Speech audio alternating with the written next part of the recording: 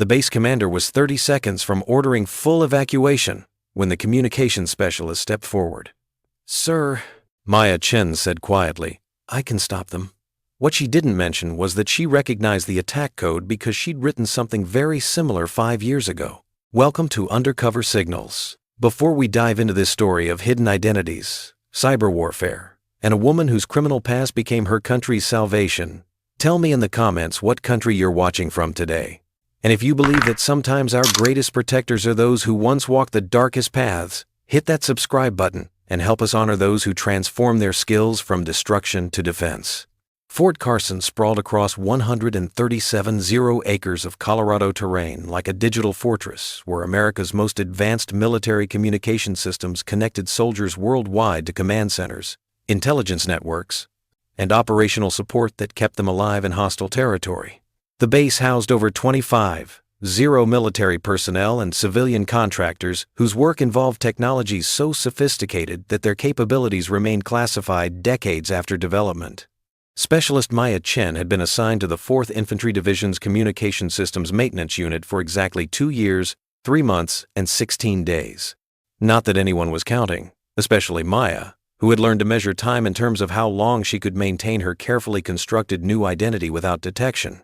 At 26, Maya moved through Fort Carson's sprawling communication centers with the quiet efficiency of someone whose technical abilities far exceeded her official job description, but who had learned that drawing attention to superior skills could lead to questions about how those skills had been acquired.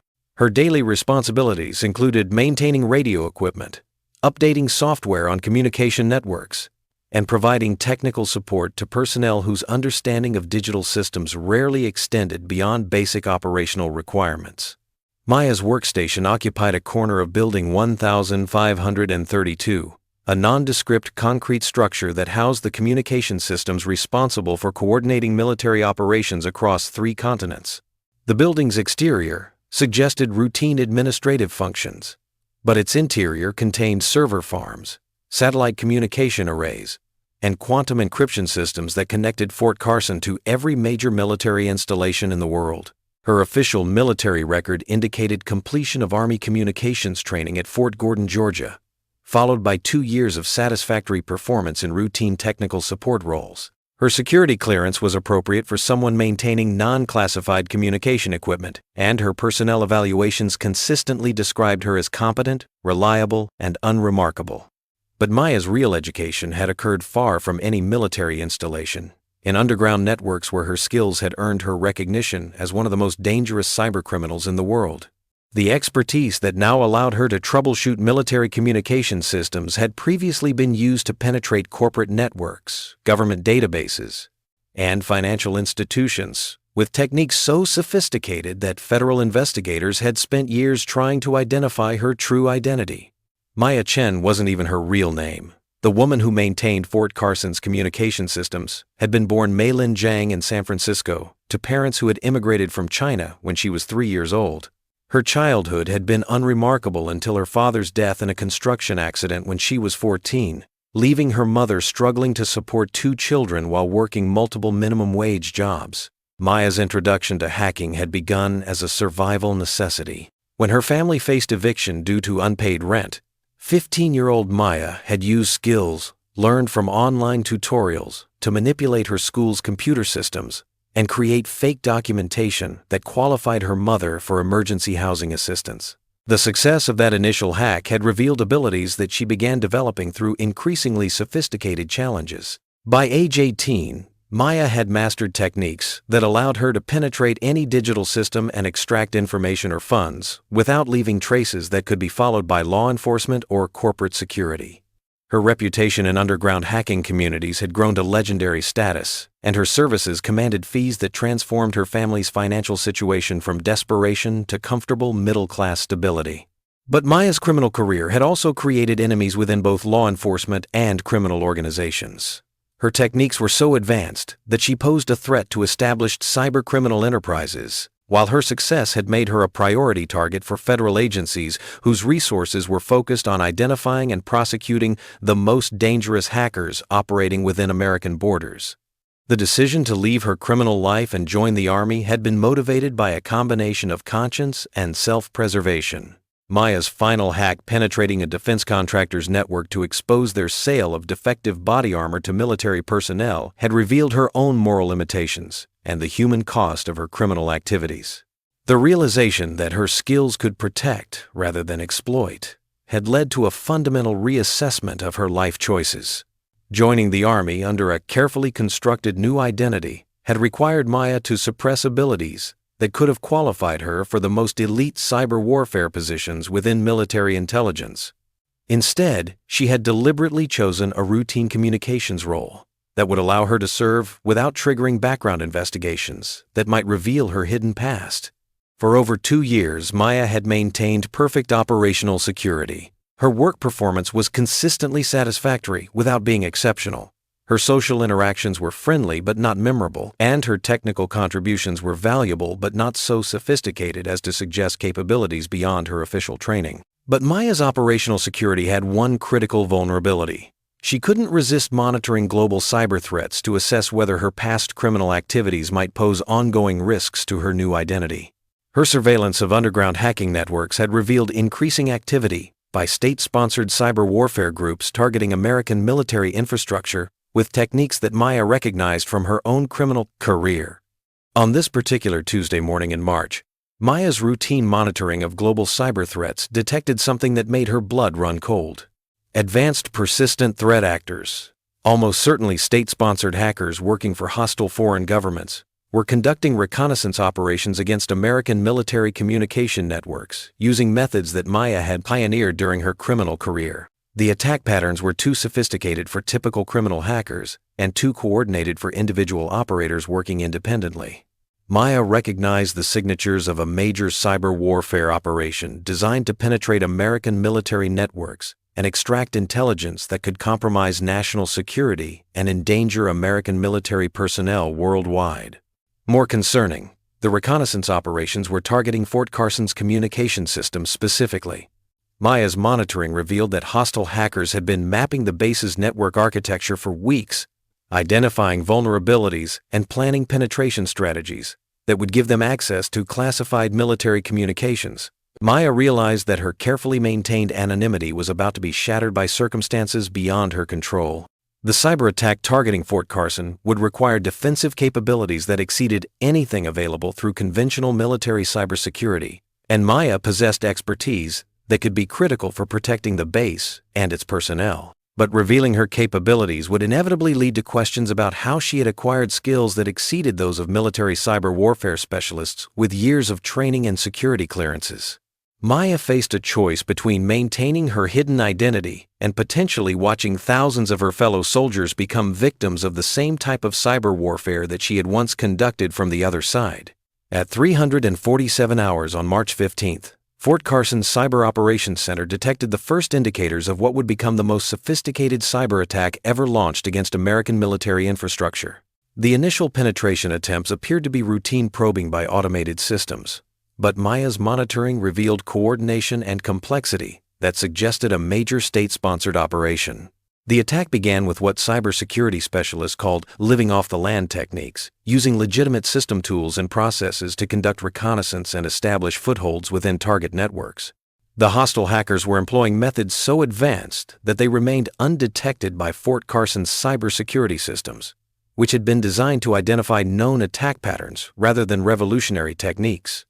Maya watched the attack unfold from her workstation in Building 1532, her official duties requiring her to maintain routine communication systems, while her hidden expertise allowed her to understand exactly how the hostile hackers were systematically compromising Fort Carson's defenses. The attackers were using zero-day exploits, previously unknown vulnerabilities in software systems that suggested access to intelligence resources available only to major nation-states. The Cyber Operations Center's response revealed the limitations of conventional military cyber defense. Despite having access to sophisticated monitoring systems and trained cybersecurity personnel, the base's defenders were struggling to identify the attack methods being used against them, much less develop effective countermeasures. "We're seeing anomalous network activity in multiple sectors," announced Captain Rodriguez, Fort Carson's senior cybersecurity officer, during an emergency briefing that Maya monitored through communication channels. "But we can't identify the attack vectors or predict their next moves." Maya recognized the attack patterns because she had developed similar techniques during her criminal career. The hostile hackers were using methods that she had pioneered for penetrating corporate networks, but they had adapted her techniques for military targets, with improvements that suggested years of development by teams of specialists with unlimited resources.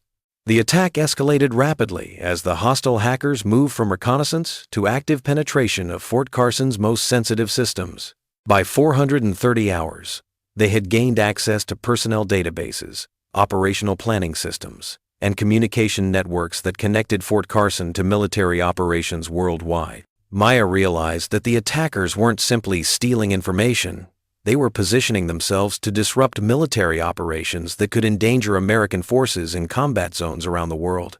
The cyber attack was designed to destroy Fort Carson's ability to provide communication support to deployed units, potentially leaving thousands of soldiers without critical intelligence and coordination capabilities.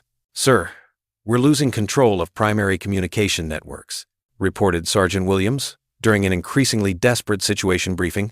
"The attackers are using techniques we've never seen before. Our countermeasures aren't working." Maya found herself facing the moment she had hoped would never come.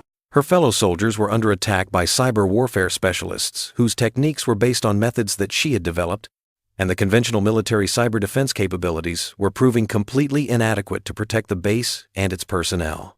At 445 hours, the hostile hackers achieved their primary objective, gaining administrative access to Fort Carson's command and control systems. They now possessed the capability to disrupt communications with deployed military units, manipulate intelligence data, and potentially compromise operations that could result in casualties among American forces worldwide. Colonel Sarah Mitchell, Fort Carson's commanding officer, faced a decision that no military leader should ever have to make. The cyber attack was succeeding despite the best efforts of trained cybersecurity specialists, and evacuation of the base might be necessary to prevent the attackers from accessing even more sensitive military systems. "I need options," Colonel Mitchell announced during an emergency command briefing. "We're 30 seconds from ordering full base evacuation. If these attackers gain access to our strategic communication systems, they could compromise military operations worldwide." That's when specialist Maya Chen made the decision that would transform her from a hidden criminal into an overt military defender. She walked into the command center where Fort Carson's senior leadership was struggling with a crisis that threatened national security, and volunteered capabilities that she had kept hidden for over 2 years. "Sir," Maya said quietly, addressing Colonel Mitchell with the calm confidence of someone who understood exactly what they were facing. "I can stop them." Colonel Mitchell looked at Maya with surprise and skepticism that reflected her assumption that a routine communications specialist couldn't possibly possess expertise relevant to sophisticated cyber warfare. Maya's personnel record indicated routine technical training and satisfactory performance in basic maintenance roles, nothing that suggested capabilities for confronting advanced state-sponsored hackers. "Specialist Chen, this is advanced cyber warfare," Colonel Mitchell replied. "We're dealing with nation-state actors using techniques that our best cybersecurity specialists can't counter." Maya met the colonel's gaze directly, understanding that the next few sentences would either save Fort Carson or destroy her carefully maintained anonymity forever. "Ma'am, I recognize the attack patterns. They're using techniques based on methods I developed 5 years ago." The command center fell silent as the implications of Maya's statement registered with everyone present. Captain Rodriguez stared at Maya with an expression of shock and confusion, while Colonel Mitchell's expression shifted from skepticism to intense interest and concern. "Specialist Chen, explain exactly what you mean by methods you developed," Colonel Mitchell ordered, her voice carrying the authority of someone accustomed to making life-or-death decisions based on incomplete information. Maya took a deep breath, knowing that her next words would end the anonymous life she had built and expose her to prosecution, imprisonment, or worse. But she also understood that thousands of American soldiers worldwide depended on Fort Carson's communication systems, and their lives were now at stake. "Ma'am, my name is Mei Lin Zhang.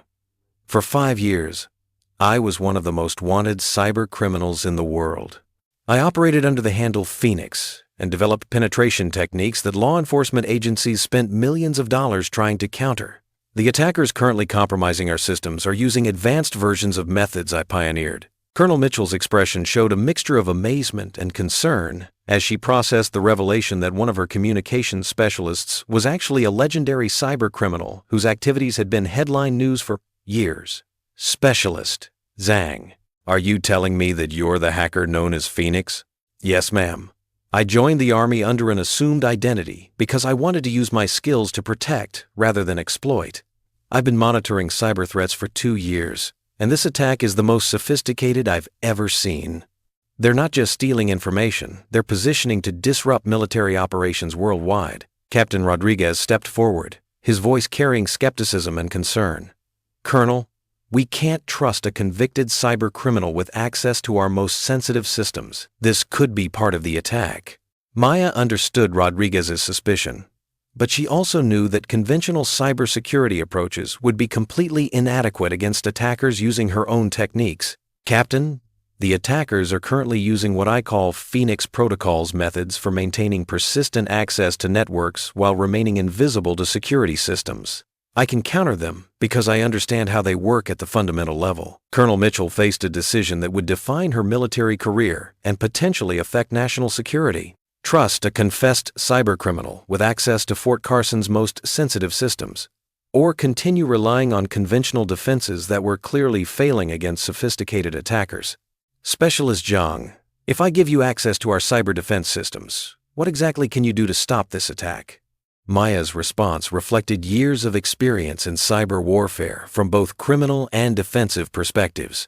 Ma'am, I can trace the attackers' methods back to their command and control servers, identify their real identities and locations, and implement countermeasures that will not only stop this attack, but prevent similar attacks in the future.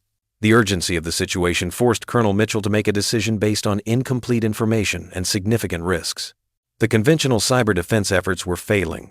Base evacuation was imminent, and a confessed cybercriminal was offering capabilities that might save thousands of American soldiers from communication disruption that could prove fatal in combat zones.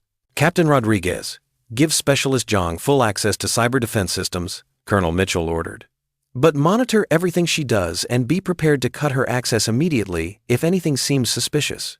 Maya moved to the primary cyber defense console with movements that reflected years of experience working under extreme pressure with life or death consequences. Her fingers moved across the keyboard with speed and precision that immediately demonstrated capabilities far beyond routine communications training. The attackers are using advanced persistent threat techniques, Maya explained as she began implementing countermeasures. They've established multiple backdoors into our systems, and they're using encrypted command channels that make them invisible to conventional monitoring. Within minutes, Maya's work revealed the true scope of the cyber attack. The hostile hackers weren't just targeting Fort Carson, they were conducting coordinated attacks against military installations across the United States, using Fort Carson as a central hub for accessing communication networks that connected American forces worldwide. My God, Captain Rodriguez whispered as Maya's analysis revealed the attack's strategic implications. They're trying to cut communication links to every American military unit overseas. Maya's countermeasures began taking effect as she implemented defensive techniques that she had developed during her criminal career but had never used for protective purposes. Her approach involved not just stopping the current attack, but tracing the attackers back to their source and gathering intelligence that could prevent future attacks. Maya's defensive strategy differed fundamentally from conventional cybersecurity approaches. Instead of simply trying to block the attackers' access to Fort Carson's systems, she was using her intimate knowledge of their techniques to turn their own methods against them. The attackers think they're invisible, Maya explained as she worked, but every technique has weaknesses that can be exploited if you understand how the technique works from the inside. Maya's first countermeasure involved what she called mirror protocols, using the attacker's own network access to trace their communications back to command and control servers that they assumed were secure. By embedding tracking code within data that the attackers were stealing, Maya could identify their real locations and the identity of their sponsors. Captain Rodriguez, I'm establishing real-time tracking of the attack command structure, Maya reported. The primary command servers are located in Beijing, with secondary operations centers in Pyongyang and Moscow. This is definitely a coordinated state-sponsored operation. Maya's analysis revealed that the cyber attack was being conducted by a coalition of hostile nation-states working together to disrupt American military communications worldwide. The sophistication of their coordination suggested years of planning and resource investment that exceeded anything attempted previously in cyber warfare. But Maya's most devastating countermeasure involved turning the attackers' techniques against their own systems. Using methods she had perfected during her criminal career, Maya began infiltrating the attackers' command and control networks, gathering intelligence on their operations, and preparing to neutralize their capabilities permanently. "I'm implementing what I call Phoenix counter-strike protocols," Maya explained. "Instead of just defending against their attack, I'm launching a counterattack that will destroy their ability to conduct similar operations in the future."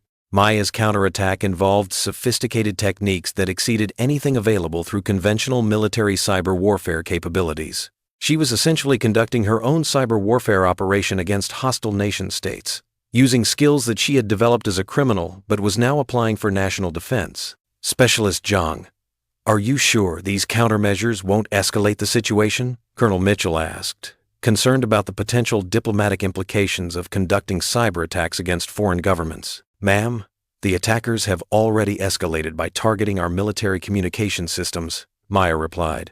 "My countermeasures are designed to neutralize their capabilities without causing collateral damage to civilian infrastructure."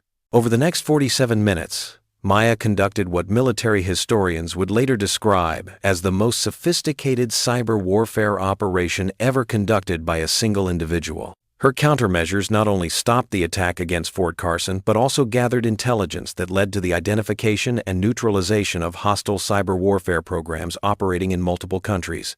Maya's success went beyond simply defending Fort Carson.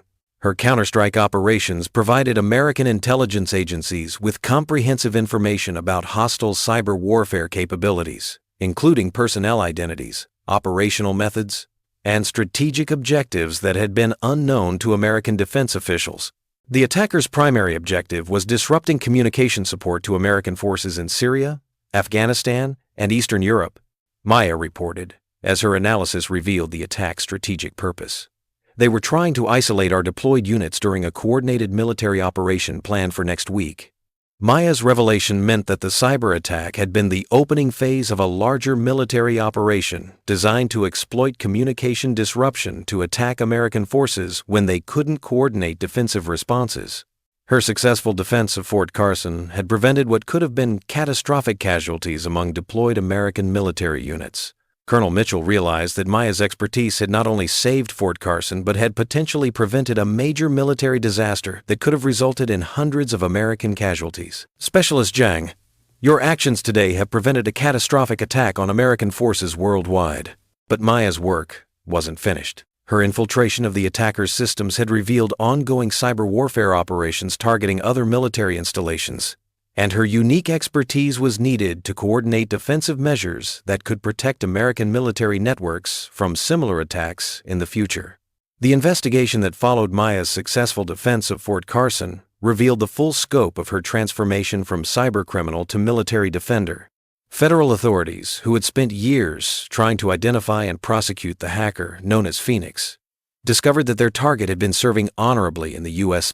Army while using her skills to protect the same institutions she had once attacked. Maya's criminal record was extensive and serious. Her hacking activities had resulted in millions of dollars in damages to corporate and government systems, and her techniques had been used by other criminals to commit crimes that she had never directly participated in, but had inadvertently enabled through her innovations. But Maya's service record was equally impressive. Her 2 years of military service had been marked by consistent dedication to duty, technical expertise that had improved Fort Carson's communication systems, and personal integrity that had earned the respect of fellow soldiers who knew nothing about her hidden past. The legal resolution of Maya's situation required intervention from the highest levels of American government. The techniques she had used to defend Fort Carson had strategic value for national defense that exceeded any punishment that might be imposed for her past criminal activities. The Department of Justice has concluded that Specialist Zhang's contributions to national defense outweigh the prosecution value of her past criminal activities, announced Deputy Attorney General James Morrison during a classified briefing. Her expertise is too valuable to waste in prison when it could be used to protect American military personnel worldwide. Maya's official designation was changed from routine communications specialist to senior cyber warfare analyst, a position that reflected her true capabilities and provided her with security clearances appropriate for someone whose expertise was critical for defending American military networks from state-sponsored cyber attacks. But Maya's personal transformation was more significant than her change in military status. Her successful defense of Fort Carson had proven that her skills could protect rather than exploit, and that her past criminal activities could be redeemed through service to the country and fellow soldiers she had learned to value more than personal gain. The cyber warfare techniques that Maya had developed as a criminal became the foundation for defensive systems that protected American military installations worldwide. Her insights into how sophisticated attackers operated allowed military cybersecurity specialists to anticipate and counter threats that would have been impossible to defend against using conventional approaches. 6 months after the Fort Carson cyber attack, Maya was promoted to warrant officer and assigned to lead the Army's Advanced Cyber Defense Unit, a specialized organization tasked with defending against state-sponsored cyber warfare operations using techniques that exceeded conventional military capabilities. Maya's unit recruited other former cybercriminals whose expertise could be redirected toward national defense, creating a team of specialists whose combined knowledge of attack techniques made them uniquely qualified to defend against sophisticated, hostile cyber operations. The program that Maya pioneered became a model for transforming cybercriminals into cyber defenders, demonstrating that individuals whose skills had been used for destructive purposes could be rehabilitated and redirected toward protecting the institutions and people they had once threatened.